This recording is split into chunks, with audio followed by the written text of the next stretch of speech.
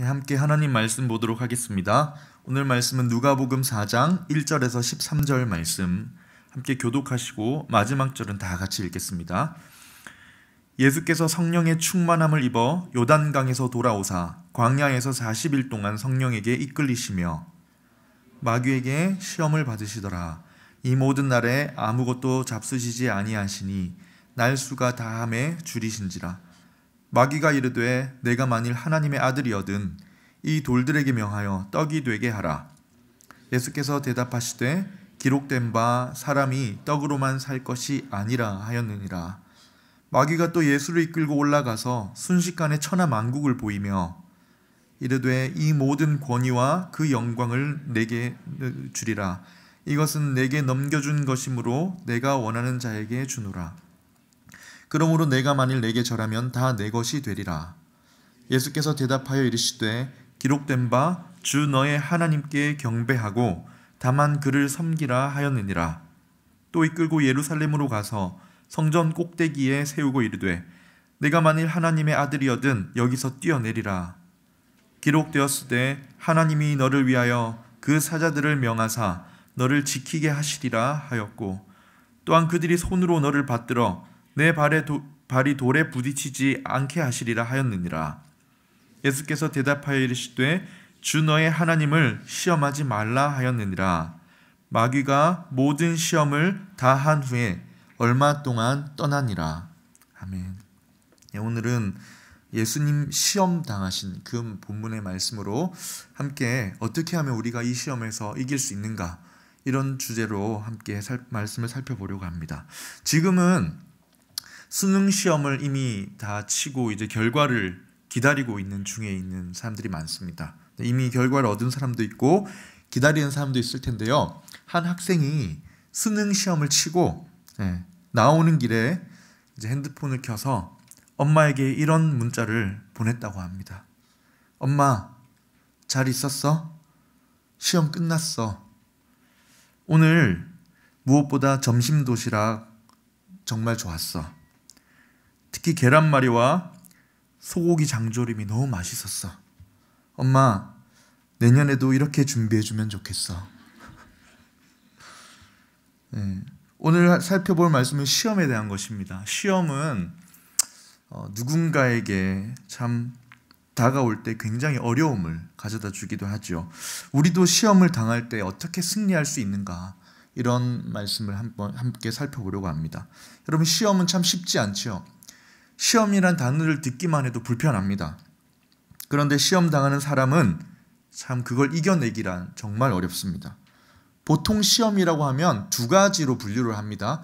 하나는 하나님이 우리의 믿음을 테스트하시기 위해서 주시는 시험, 하나님이 우리의 믿음을 증명하기 위해서 주시는 시험입니다. 더 강한 믿음, 온전한 믿음을 갖도록 훈련하시기 위해서 시험을 주시는 거죠. 아브라함이 대표적으로 그런 시험을 받았던 사람입니다. 아브라함이 믿음의 조상 아니겠습니까? 하나님이 너 나를 따라와라, 내가 지시하는 땅으로 가라 해서 따라 나서기까지는 좋았습니다. 그러나 그 마음에 100세에 얻은 아들이 항상 자리 잡고 있었고 하나님은 시험하셨죠. 네 아들을 나에게 바쳐라. 이 시험은 믿음을 넘어뜨리려 하거나 손해를 주거나 피해를 주려는 시험이 아니라 믿음을 더 온전하게, 더 온전히 하나님을 바라볼 수 있도록 하나님이 단련하시고 테스트하시려는 시험입니다. 잘 아시죠? 또 한 가지 시험은 뭡니까? 유혹이라고 표현하죠. 앞에 걸 테스트라고 한다면 뒤에 거는 템테이션이라고 합니다. 유혹하는 겁니다. 이거는 하나님이 우리를 단련시키기 위한 목적이 아니라 마귀가 우리의 믿음을 넘어뜨리려고 하는 유혹, 시험입니다. 주로 우리의 욕망을 부추깁니다. 우리 내면에 있는 욕망을 부추겨서 하나님의 말씀과 달리 행동하게 만들어서 우리를 믿음에서 넘어뜨리게 하려는 이 조작, 이 유혹, 이런 게 두 번째 말하는 시험입니다. 대표적으로 아담이 여기에 걸려서 넘어졌죠. 하나님이 먹지 말라고 하셨는데 마귀가 뭐라고 유혹합니까? 굉장히 유혹적입니다. 하나님처럼 될 거다. 이 말에 아담은 유혹을 당했고 시험을 통과하지 못했었습니다. 오늘 예수님이 당하신 시험은 어떤 시험일까요? 두 번째 시험이 더 가깝죠. 유혹당하는 것입니다. 마귀가 예수님을 유혹합니다. 하나님의 일을 시작하려고 지난주 말씀에 세례를 받으시고 이제 본격적으로 공생애를 시작하려고 하는 그때 마귀가 예수님을 넘어뜨려서 하나님의 아들로서 그 일을 수행하지 못하도록 넘어뜨리려고 하는 겁니다. 믿음을 무너뜨리고 사명을 감당하지 못하게 넘어뜨리려고 합니다. 그러면서 아까 말씀드린 것처럼 욕망을 부추기는 거예요. 우리의 욕망을 건드리는 겁니다. 우리도 신앙생활하면서 종종 이 뒤에 있는 유혹의 시험을 받을 때가 있습니다. 믿음으로 살아가지 못하게 넘어뜨리려고, 특히 뭔가 하나님 위해서 살아보려고 할 때 그 열매를 맺지 못하게 하려고 우리를 넘어뜨리는 시험이 종종 다가옵니다. 이 시험을 잘 통과하고 승리하려면 어떻게 이 시험에 반응하느냐, 어떻게 이 시험이 다가올 때 반응하느냐가 중요합니다. 그래서 오늘 우리가 함께 생각해 볼 질문은 이것입니다. 우리를 넘어뜨리는 시험이 다가올 때 우리는 어떻게 반응해야 하는가? 시험에 반응하는 우리의 자세는 어떠해야 하는가?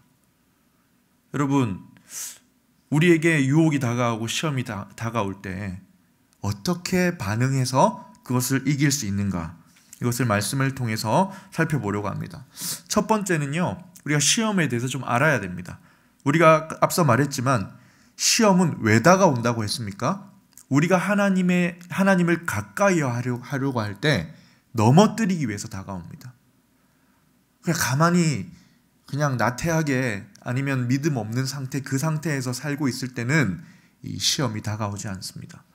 근데 하나님을 가까이 하려고 할 때, 특히 하나님의 일을 행하려고 할 때 우리를 넘어뜨리려고 다가옵니다.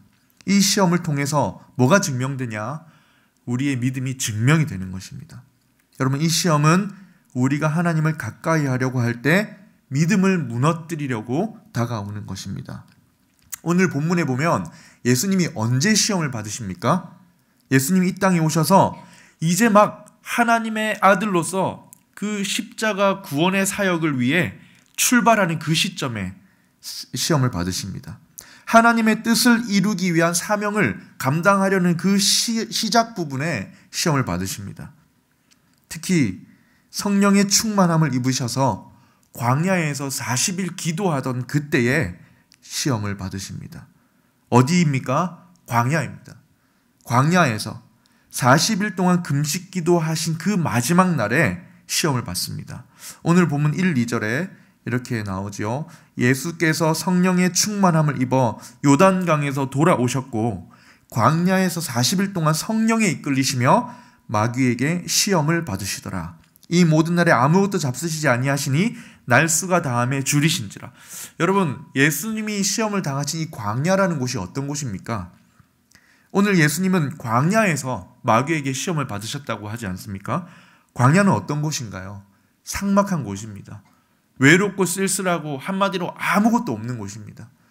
하나님이 없이 살 수 없고 하나님을 바라야 하는 곳, 하나님을 만나는 곳, 이런 의미도 담겨 있는 것이지요. 조용합니다. 방해가 없어요. 하나님 말씀을 듣는 곳입니다. 광야에서 하나님을 만나고 하나님의 부르심을 깨닫고 하나님을 신뢰하는 훈련을 받는 곳입니다. 누가 그랬습니까? 이스라엘 백성들도 40년 동안 광야에서 하나님을 믿는 믿음을 훈련하고 하나님을 만나고 자기가 누군지 깨닫게 되었었죠. 이처럼 성경에서 광야는 고난, 고통만이 아니라 단절과 외로움만이 아니라 하나님을 만나고 하나님의 말씀을 듣는 곳입니다. 오늘 예수님이 광야에서 마귀의 시험을 받으십니다. 광야에서 40일 동안 금식하며 기도하시면서 성령에 이끌리셨습니다.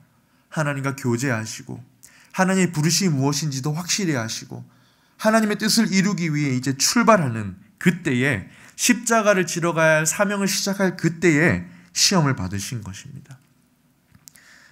여러분, 이것을 통해 우리가 무엇을 알 수 있습니까? 우리가 언제 시험을 받습니까? 하나님을 가까이 하려고 할 때, 믿음으로 살아가려고 할 때, 우리를 부르신 하나님의 뜻을 따라서 내가 그냥 공부하는 학생이 아니구나. 내가 하나님이 주신 사명을 따라가는 사람이구나. 내가 그냥 출근하는 직장인이 아니라 삶에 의미가 있고 하나님이 부하신 사명이 있구나.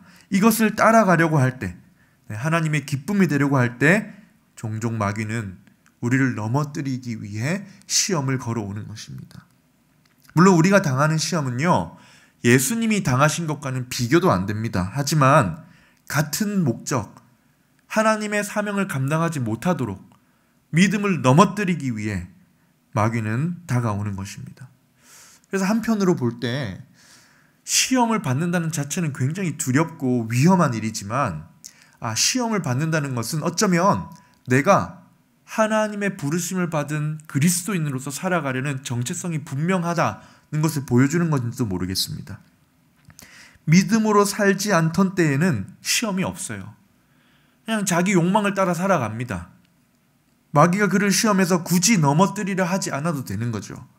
그런데 어느 날 은혜를 받고 성령으로 충만하고 정말 하나님이 나의 아버지시구나 깨닫고 내가 이렇게 살아봐야 되겠다고 결단하면 그때부터 시험이 찾아옵니다. 멀쩡하던 남편이 아내가 집에 갔더니 괜한 일로 막 짜증을 내는 거예요. 평소에는 교회 가는 일로 구박도 안 했던 남편이 갑자기 짜증내기 시작합니다. 평소에 별로 터치가 없던 부모님이 내가 그렇게 섬기고 돌아왔는데 트집을 괜히 잡기 시작하고 감정 상할 일들을 만들기 시작합니다. 보통 별 고민도 없고 평온했었는데 이 은혜를 받고 하나님 뜻대로 살아가겠다는 결심을 한 그 뒤로 고민이 생기기 시작하고 뭔가 불편함이 생기기 시작합니다. 다 그런 건 아니지만 우리 믿음을 넘어뜨리려는 사탄의 유혹이 시험으로 다가올 때가 있는 것입니다. 그러나 우리가 기억해야 할 것이 무엇입니까? 이 첫 번째를 왜 기억해야 합니까? 깨어있기 위해서입니다. 오늘도 사탄의 마귀가 사자가 입을 벌리고 삼킬 자를 찾는 것처럼 찾고 있구나. 깨어 있어야 되겠구나. 또 한 가지 기억해야 할 것은 우리에게 이런 시험이 올 때 하나님이 보고 계시는구나. 예수님이 어떻게 시험 장소로 가셨습니까? 성령에 이끌려 가셨죠. 사탄이 걸어온 시험이지만 하나님의 주관 아래에 일어나는 것입니다. 그러면 우리가 시험을 당할 때 나를 유혹해서 내 믿음을 넘어뜨리려고 하고 부르심을 따라 사명을 감당하지 못하게 하려고 하는구나. 그러나 하나님이 함께 하신다. 이것을 기억해야 하는 것이지요. 첫 번째로 시험은 언제 찾아옵니까? 하나님을 가까이 하려고 할 때. 사명을 감당하는 그 믿음으로 살아가려고 할 때, 그때 우리를 넘어뜨리려고 찾아옵니다. 여러분, 두 번째로 이 시험은 어떤 특징을 가졌을까요? 굉장히 매력적입니다. 너무나 달콤해서 입에 물면 삼키지 않을 수 없을 정도로 유혹적입니다. 예수님이 받으신 세 가지 시험을 한번 살펴볼 텐데요. 여러분, 처음에 받으신 예수님의 시험이 뭐냐면 하나님을 가까이 하려는 사람에게 찾아올 때 거부하기 어려울 정도의 매력을 보여줍니다. 왜냐하면 우리의 필요를 건드리기 때문입니다. 유혹은요, 우리가 가지고 있는 가장 절실한 필요와 욕망을 부추기는 것입니다. 우리의 욕망이 투영된 필요를 가지고 와서 우리를 도전하고 넘어뜨리려고 시험하는 것입니다. 그래서 거부하기가 쉽지 않은 거예요. 예수님도 그러셨습니다. 가장 필요한 것이 뭐였겠습니까? 40일 동안 기도했습니다. 그것도 먹지 않고 기도했습니다. 이 40일이 날수가 다 했을 때 예수님의 그 인성의 욕망이 가장 원했던 것이 무엇이겠습니까? 음식이지요. 가장 필요한 것을 가지고 나오는 것이 마귀가 걸어오는 유혹입니다. 시험입니다. 오늘 본문 2절, 3절을 다시 한번 보겠습니다. 마귀에게 시험을 받으시더라. 이 모든 날에 아무것도 잡수시지 아니하시니 날수가 다함에 줄이신지라. 그때 마귀가 찾아옵니다. 이르되 내가 만일 하나님의 아들이거든 이 돌들에게 명하여 떡이 되게 하라. 여러분, 마트에 장 보러 갈 때 그 주의해야 되는 거 아시죠? 배고플 때 가면 어떻게 되냐면 나중에 내가 이걸 왜 샀지 할 정도로 부주의하게 장을 보는 수가 있습니다. 우리는 어떻게 해야 합니까? 배부를 때 가는 것과 배고플 때 가는 것이 정말 다른 거 알아야 합니다. 금식 수련회 가면요, 3일만 굶어도 손에서 치킨 냄새가 난다고 합니다. 며칠만 굶어도 굶주림으로 여러 가지 먹을 것이 떠오르는데 예수님은 40일을 아무것도 드시지 않으신 거예요. 그 마지막 날에 마귀가 가져온 첫 번째 유혹이 뭡니까? 떡입니다. 음식입니다. 가장 필요를 느끼는 것. 우리의 욕망이 정말 집약되어 있는 것. 각자에게 다르겠죠. 너무나 달콤하고 매혹적인 것을 가지고 나오는 것입니다. 한번 생각해 봅시다. 지금 마귀는 예수님께 이 돌들을 명해서 떡이 돼서 먹으라고 합니다. 예수님 그렇게 하실 수 있나요? 없나요? 있으시지요. 날수도 40일을 채우셨고 그럴 능력이 충분하십니다. 그러니 마음만 먹으면 다 할 수 있습니다. 그래서 시험은 극복하기 어려운 겁니다. 우리가 가진 필요의 모양으로 가장 필요할 때 정당화할 만한 상황에 오는 겁니다. 그리고 마귀가 조건을 겁니다. 네가 만일 하나님의 아들이라면 해보라는 거예요. 빨리 능력을 행해서 한번 먹어보라는 겁니다. 아버지 대신 하나님도 너가 배고프기를 원치 않으실 거야. 이것은 하나님의 공급하심과 우리를 향한 돌보시는 사랑을 왜곡하게 만드는 겁니다. 너의 아버지이신 하나님도 아들이 광야에서 배고파하고 굶주리는 거 원치 않으실 거야. 하나님도 너를 성공하게 하고 싶지 않으시겠냐. 이러면서 예수님이 지금 시험을 받으시고 앞으로 나아가야 할 목적을 잃게 만드는 겁니다. 예수님이 만약 하나님과 관계없이 독립적으로 능력을 행해서 돌을 떡으로 만들어 먹으면 어떻게 되겠습니까? 아버지의 뜻을 이루러 오신 예수님이 아버지와 관계없는 일을 행하는 자가 되는 겁니다. 그냥 자신의 스스로 독립적인 생각으로 능력을 행해서 떡을 만들어 먹어버리는 반역적인 아들이 되도록 만들려는 유혹인 것이지요. 하나님은 여러분 당연히 아버지 맞습니다. 아들에 대한 사랑을 가지신 분이 맞습니다. 그러나 지금 예수님이 처하신 상황은 하나님이 나를 공급하시느냐 안 하시느냐의 상황이 아니라 하나님의 일을 이루기 위해 기도하신 상황입니다. 뜻을 구하고 이제 사명을 이루어갈 준비를 하는 단계입니다. 이때를 공격하는 거예요. 이때를 공략하는 거예요. 가장 원하는 것이 있을 때 그때 다가와서 하나님 아버지의 사랑과 공급하시는 은혜를 의심하게 만들며 거기에 대해 넘어지게 만드는 것입니다. 하나님도 너가 이거를 먹기 원하실 거야. 하나님도 너가 하고 싶은 대로 하길 원하실 거야. 할 수 있는 건 마음껏 하라고 부추기는 거예요. 슬그머니 하나님의 뜻은 저리 가고 내 뜻이 우선순위가 되게 만드는 것입니다. 여러분 우리도 이런 유혹이 많습니다. 중요한 시험을 앞두고 있거나 중요한 일정을 앞두고 있거나 내가 정말 간절히 바라는 뭔가를 쟁취해야 하거나 뭔가 필요를 얻고 싶을 때에 타협과 정당화하고 싶은 유혹이 찾아옵니다. 그러면서 우리 마음에 어떻게 타협합니까? 하나님도 내가 이렇게 해서라도 잘 되길 원하실 거야. 하나님의 공급하심은 따로 있는데 그 공급하심이 내 뜻과 맞지 않다고 생각하고는 왜곡하는 것이죠. 이 정도는 눈 감아 주실 거야. 이러면서 하나님의 뜻이 우선순위가 되지 않고 내 뜻에 하나님을 맞추어 버리게 되는 겁니다. 이 정도는 살짝 넘어가도 되겠지. 이번 주는 넘어가도 되겠지. 두 번째 시험은요, 화려하기가 그지 없습니다. 첫 번째 시험은 우리 욕망을 가지고 공격해 왔지만 두 번째 시험은 굉장히 화려한 유혹입니다. 온 천하 만국의 권위와 영광을 주겠다. 그런데 그 어떤 고통과 십자가 희생 없이 다 주겠다는 거예요. 하나님이 가지고 계신 방법과 뜻보다 더 훨씬 쉽고 간편하게 빨리 얻을 수 있다는 유혹입니다. 5절에서 7절을 보겠습니다. 마귀가 예수님을 이끌고 올라가서 순식간에 천하 만국을 보이며 이르되 이 모든 권위와 그 영광을 내게 주리라. 이것은 내게 넘겨준 것이므로 내가 원하는 자에게 주노라. 그러므로 내가 만일 내게 절하면 다 내 것이 되리라. 순식간에 올라가서 천하 만국을 보여주고 뭐라고 합니까? 거짓말을 하죠. 줄 수 없습니다, 마귀는. 그러나 다 주겠다고 합니다. 내게 절하고 경배하면 이 모든 나라를 다스릴 권위, 영향력, 영광을 다 주겠다는 겁니다. 그러니 고통과 고난은 뒤로 남겨두고 굳이 멀리 돌아가지 말고 간편하고 손쉽게 지름길로 와서 빨리 영광을 취하라는 겁니다. 기만하고 거짓을 부리는 것이죠. 마귀의 길은 패망입니다. 하나님에 대한 충성을 무너뜨리려는 시험일 뿐입니다. 그런 생각해 보십시오. 예수님은 그런 영광과 권위를 결국은 받으실 분이십니다. 하나님으로부터 하나님의 뜻에 따라 하나님의 방법에 따라 그때에 받으실 것입니다. 고난을 통과해서 십자가형을 감당하시면서 우리를 향한 구원의 사역을 이루실 때에 하나님 주실 겁니다. 그런데 마귀는 어떻게 합니까?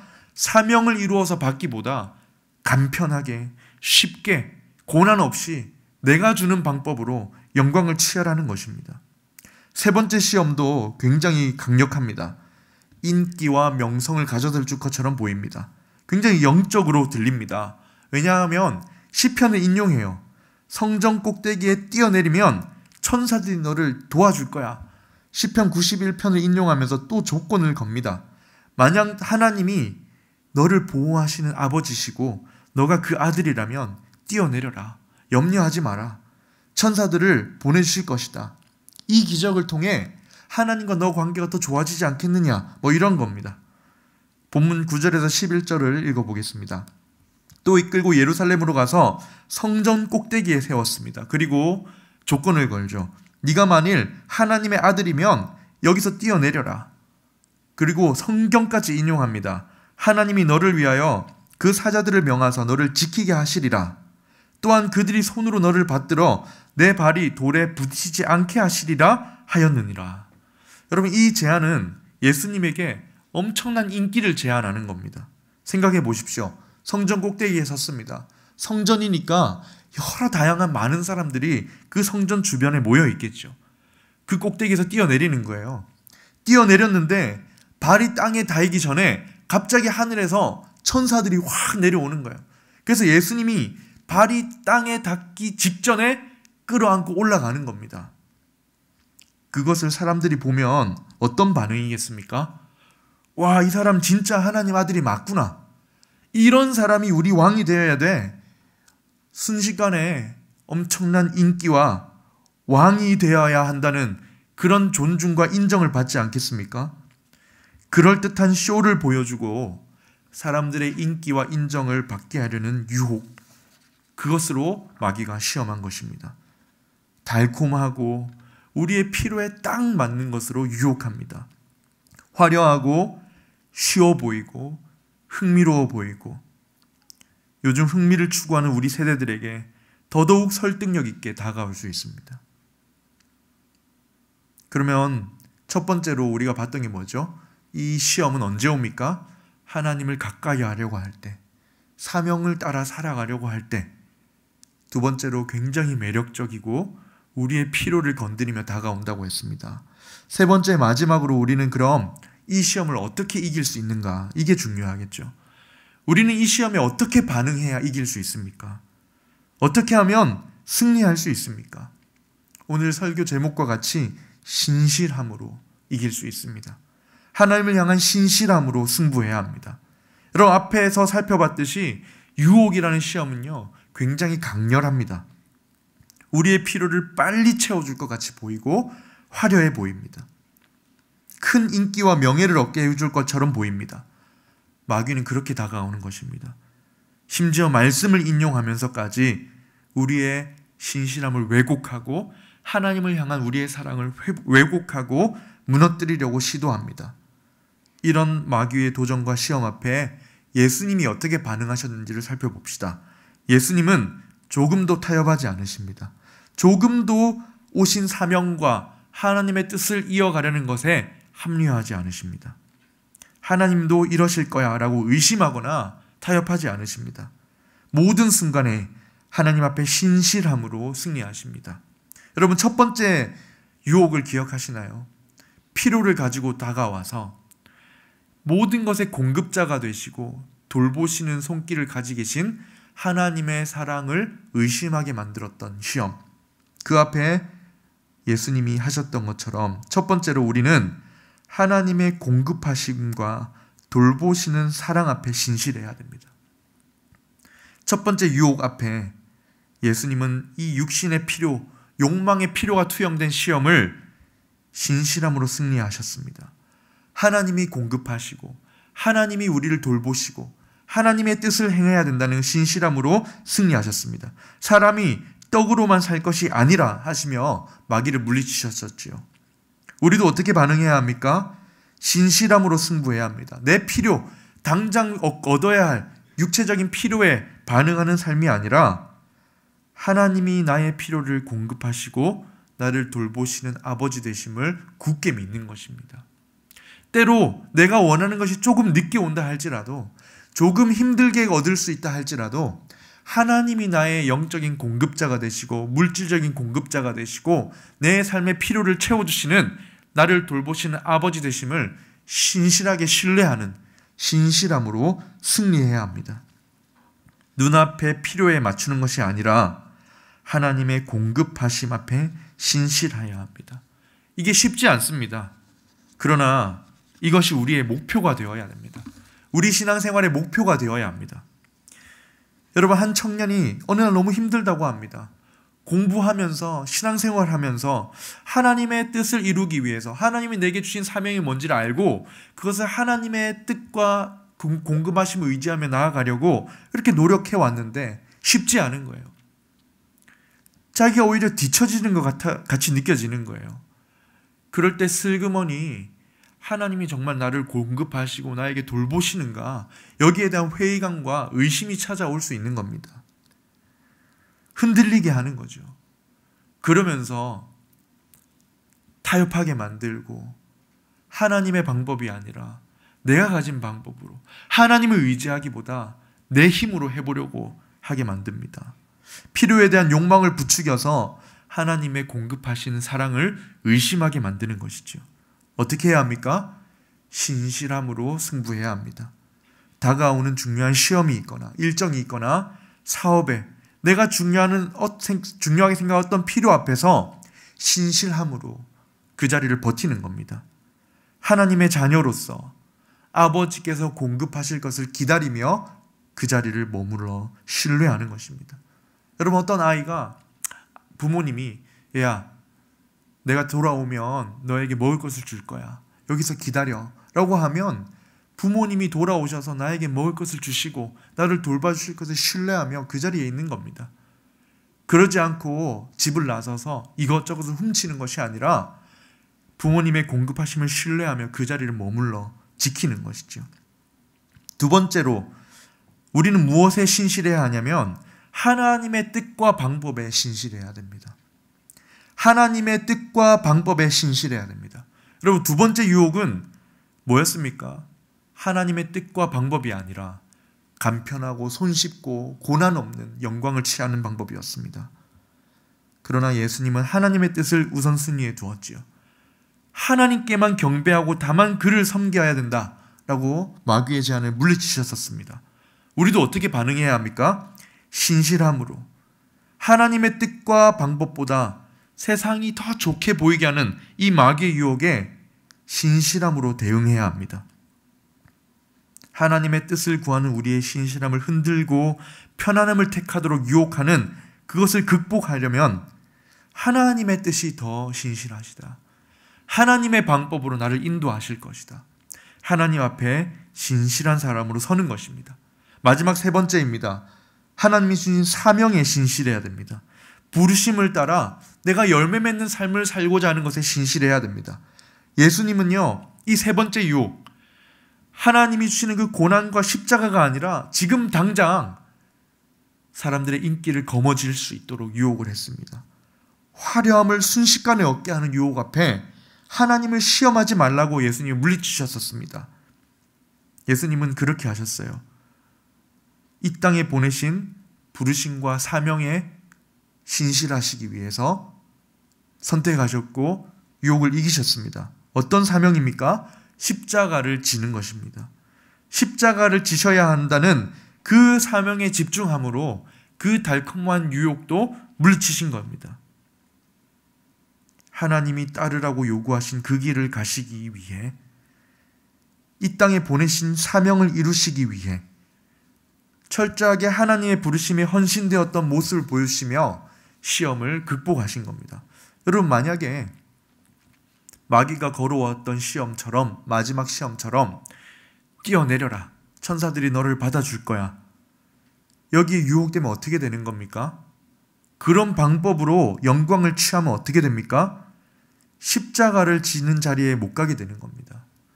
사람들에게 버림을 받는 아픔을 당하시고, 제자들에게 배반을 당하시고, 우리 모두의 죄를 대신 지시고 하나님의 진노를 받는 자리, 십자가의 자리에 서서 죽으셔야 하는데, 하나님의 뜻과 관계없는 방식으로 영광을 얻으면 어떻게 됩니까? 하나님의 뜻을 이루지 못하게 되는 거예요. 마귀는 지금 무엇을 건드리는 겁니까? 사명을 감당하지 못하도록, 하나님이 부르신 부름을 따라가지 못하도록, 손쉽게 영광을 얻고 화려하게 꽃피워서 하나님이 주시는 그 열매 맺는 삶을 감당하지 못하도록, 하나님과 관계없이 내 힘으로 살아가는 독자적인 사람이 되도록 유혹하는 것입니다. 이 모든 순간에 예수님은 신실하신 겁니다. 어디에 신실하셨습니까? 하나님이 우리의 모든 것의 공급자가 되심과, 하나님이 정확한 때에 하나님의 방법으로 인도하신다는 것과, 우리에게 주신 사명과 부르심에 열매 맺어야 한다는 그 사명에 신실하셨던 겁니다. 여러분, 우리의 사명은 무엇입니까? 하나님의 자녀로서 우리는 열매 맺고 있습니다. 열매를 맺어가야 합니다. 여러분, 부르신 봉사의 자리에서, 맡겨주신 직분의 자리에서, 학교에서, 직장에서 우리가 맺어야 할 열매가 있습니다. 하나님의 때와 하나님의 방법으로 하나님의 뜻을 따라 공급하신 하나님과 함께 열매 맺기에 힘쓸 때에 유혹을 물리칠 수 있는 것입니다. 구약 성경의 요셉이 그랬죠. 보디발의 아내가 가장 외로울 때 유혹합니다. 이국 땅에 와서 노예로 살아가면서 아무런 보장도 없고 사랑해주는 이 없고 외롭고 쓸쓸할 때 광야의 삶을 살던 요셉에게 정말 달콤하게 다가옵니다. 절실한 필요를 가지고 다가옵니다. 그 어떤 방법보다 가장 손쉽고 화려하게 사랑받고 돈을 얻고 성공할 수 있는 삶으로 다가옵니다. 그러나 요셉은 어떻게 이겨냅니까? 하나님의 뜻, 하나님의 인도하심, 하나님이 주신 그 꿈과 부르심을 향해 나아가는 것을 선택한 것이죠. 그 앞에 신실했던 겁니다. 당장은 입에 쓰고 너무 쓰라리고 아프더라도 하나님의 부르심을 따라갔던 것입니다. 여러분, 우리에게도 하나님을 가까이 하려고 하고 하나님의 뜻을 따라 살아가려고 할 때 우리의 중심을 흐리게 만들고 우리 인생의 목적을 흐리게 만드는 여러 가지 유혹으로 다가옵니다. 여기에 승리하기 위해 어떻게 해야 합니까? 신실함을 준비해야 합니다. 제일 중요한 것은요, 시험 받지 않아도 되는 예수님이 이 시험을 지금 받았다는 것을 우리에게 들려주신다는 겁니다. 하나님의 아들이신 예수님은 시험 받으실 필요가 있습니까? 없습니까? 죄가 없으신 그분은 시험 받으실 필요가 없어요. 그러나 왜 이 시험을 받으십니까? 우리를 위해서입니다. 사역을 시작하시면서 마귀에게 승리하신 예수님, 이 마귀의 시험에 승리하신 예수님을 보면서 우리도 받을 시험을 미리 받으시며 우리를 이해하시고 격려하시기 위해서, 기도할 때 도움을 주시기 위해서 예수님이 이 시험을 받으신 것입니다. 여러분, 우리에게 어떤 유혹과 시험이 있습니까? 어떤 유혹과 시험을 받아보신 적이 있습니까? 앞으로 우리가 하나님의 뜻을 향해 나아가려고 할 때 어떤 유혹과 시험이 우리의 목적을 흐리게 만들까요? 어떤 것이든 상관없습니다. 깨어서 이 모든 일에 성령의 도우심을 받으며 예수님께 기도하며 우리에게 주신 사명을 감당해내고 열매를 맺어내는 삶을 살려고 하며 하나님의 공급하심을 바라고 신뢰하며 그 뜻과 방법을 기다릴 때 우리에게 능히 이길 힘을 주실 줄 믿습니다. 우리 이 시간 함께 찬양으로 우리의 마음을 고백했으면 좋겠습니다. 신실하게 진실하게 또 거룩하게 살게 해 주시옵소서. 그래서 하나님 나에게 주신 사명과 기쁘신 뜻을 이루어가는 우리의 삶이 되길 원합니다. 우리 기도하는 마음으로 함께 찬양하겠습니다.